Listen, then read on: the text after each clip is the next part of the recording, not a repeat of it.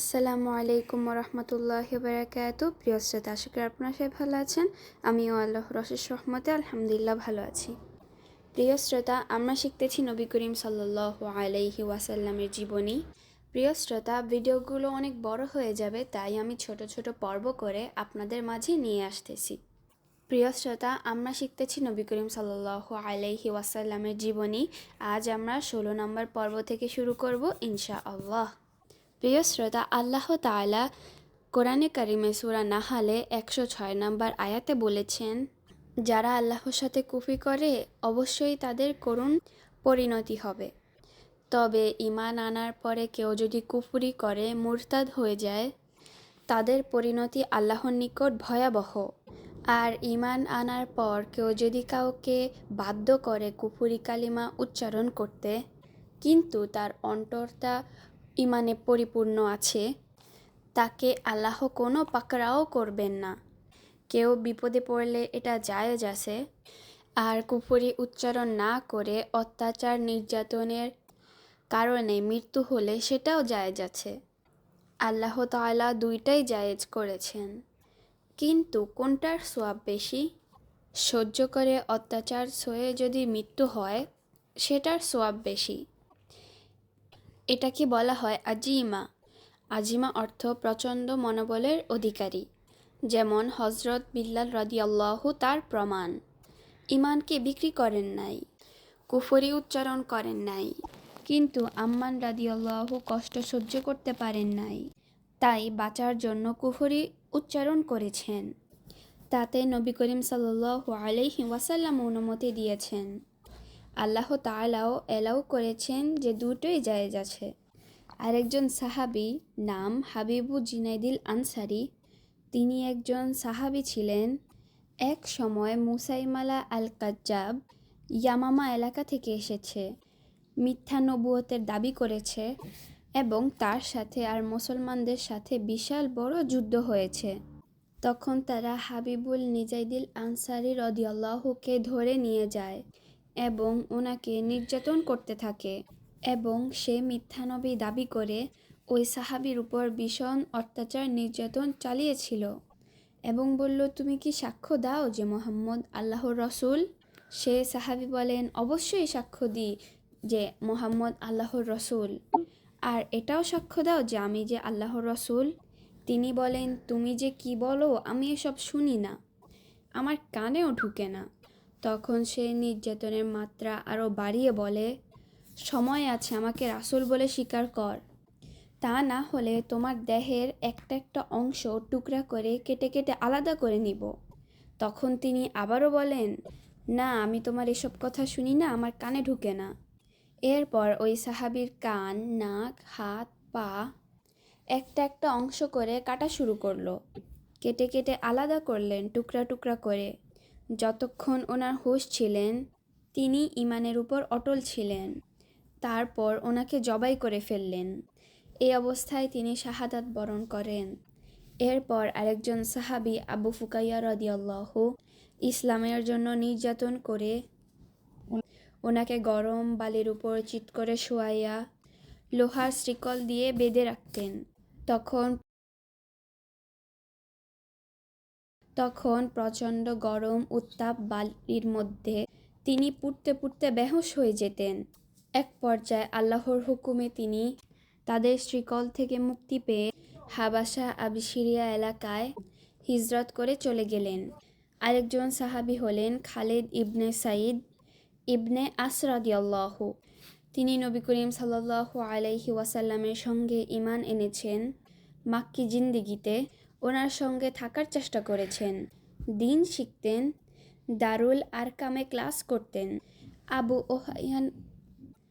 আবু ওহাইয়া নামক এক লোক শুনল যে এ লোকটি ঈমান এনেছে, ইসলাম কবুল করেছেন।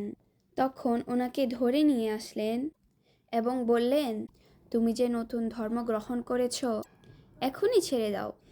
তখন আবু ওহাইয়ার হাতে ছিল বিশাল বড় একটি মাটির গামলার মতো। তিনি সেটাকে খালিদ ইবনে সাইদ ইবনে আস রাদিয়াল্লাহুর মাথার উপরে অনেক জোরে সোরে আঘাত করলেন। তখন মাটির গামলাটি ভেঙে অনেক টুকরা হয়ে গেল এবং ওনাকে অ্যারেস্ট করা হলো। তারা ওনাকে পানিও দেয় না, খাবারও দেয় না। এভাবে 3 দিন পার হয়ে গেল, নির্যাতন আর অত্যাচারে চালিয়ে গেল। এক পর্যায়ে তিনি একটি ছিদ্র দেখতে পেলেন। তখন বন্দিখানা থেকে দৌড়ে গিয়ে পালিয়ে কোনোভাবে আবু সিরিয়া পৌঁছে গেলেন। আরেকজন সাহাবী শুয়াইবা রুম্মি রাদিয়াল্লাহু আনহু, তিনি ছিলেন ইউরোপিয়ান টার্কিশের। ওনাকে কেউ বিক্রি করে দেয়। তিনি কৃতদাস হিসাবে মক্কায় ছিলেন। ওনার উপর তারা ভীষণ অত্যাচার করেছেন। এরপর আরেকজন সাহাবী সাদ ইবনে আক্কাস রাদিয়াল্লাহু, ওনার কাহিনী হচ্ছেন ওনার মায়ের সঙ্গে। ওনার মা কাফের রয়ে গেলেন। ওনার মা ওনাকে বোঝাচ্ছেন যে তুমি মুহাম্মদের নতুন ধর্ম গ্রহণ করেছ, তার ধর্ম তো বলা হয়েছে কাউকে কষ্ট দিতে নেই, মা বাবার কথা শুনতে হয়। এখন আমি তোমার মা, তুমি আমার কথা শুনো, ওই নতুন ধর্ম থেকে ফিরে আসো। যদি তুমি ধর্ম না ছাড়ো তাহলে আমি খাওয়া দাওয়া বন্ধ করে দিব। তখন লোকেরা বলবে তুমি নতুন মা, তুমি নতুন ধর্মের জন্য মাকে হত্যা করেছ। তখন তোমার বদনাম হবে, সবাই বলবে এই ছেলে মায়ের হত্যাকারী। তখন ছেলে বলে মা, এসব করে কোনো লাভ হবে না, আমি যে ধর্মের সন্ধান পেয়েছি সেটা কখনো ছাড়ব না। এখন মা বাবার প্রতি ছেলে সৎ আচরণ ছাড়িয়ে গেল, কিন্তু মা বাবা তার উপর অনেক দুর্ব্যবহার করে।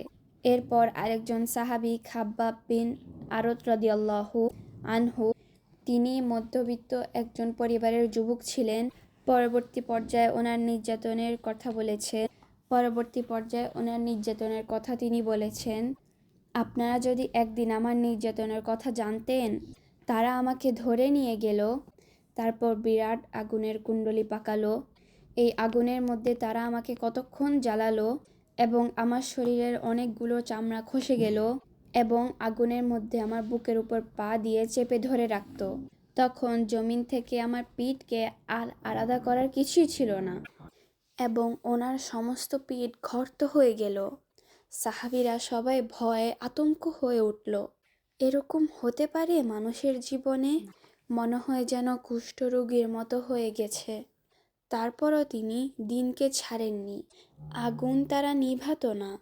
ওনার শরীর থেকে রক্ত মাংস জুস হয়ে গলে গলে পড়ত মাটির মধ্যে, তারপর আগুন নিভে যেত। তিনি যখন সুস্থ অবস্থায় ছিলেন তখন এই ঘটনাগুলো সাহাবীদেরকে বলেছেন। আরেকজন সাহাবী হারেফ ইবনে মুদাররিব রাদিয়াল্লাহু আনহু, তিনি বলেন, যখন আমি ওনাকে দেখলাম এভাবে নির্যাতন করা হচ্ছে, উনি আমাকে দেখালেন পেট এবং পিঠে। আমার মনে হয় না খাব্বাবের মতো এত নির্যাতন কোনো সাহাবীকে করছেন কিনা। সুমাইয়া রাদিয়াল্লাহু, ইয়াসির রাদিয়াল্লাহু, ওনারা তো শহীদ হয়ে গেছেন, কিন্তু জীবন্ত অবস্থায় এত নির্যাতন কোনো সাহাবী পেয়েছেন কিনা। এক পর্যায়ে খাব্বাব রাদিয়াল্লাহু হিজরত করে মদিনায় এসেছেন। সেখানে ওনার ইন্তেকাল হয়েছেন স্বাভাবিকভাবে। একদিন আলী রাদিয়াল্লাহু ওনার কবরের পাশ দিয়ে যাইতেছেন এবং ওনার কবর জিয়ারত করলেন আর বললেন, আল্লাহ রহম করুন খাব্বাবের প্রতি, যিনি অতি আগ্রহের সহিত ইসলাম কবুল করেছেন। ওনার শরীরের উপর অনেক অত্যাচার নির্যাতন করেছেন। আমরা আশা করি মহান আল্লাহ ওনাকে অবশ্যই পুরস্কার দিবেন। এই বলে আলী রাদিয়াল্লাহু দোয়া করেছেন। এরপর একের পর এক সাহাবীদের কথা শুধু উঠে আসতেছেন। এর পরবর্তী সাহাবীরা বেশিরভাগ ছিলেন কৃতদাস। তারা বিভিন্নভাবে নির্যাতনের শিকার হয়েছে। আবু বকর সিদ্দিক রাদিয়াল্লাহু নিজে টাকা দিয়ে খরিদ করে তাদেরকে মুক্ত করে দিলেন।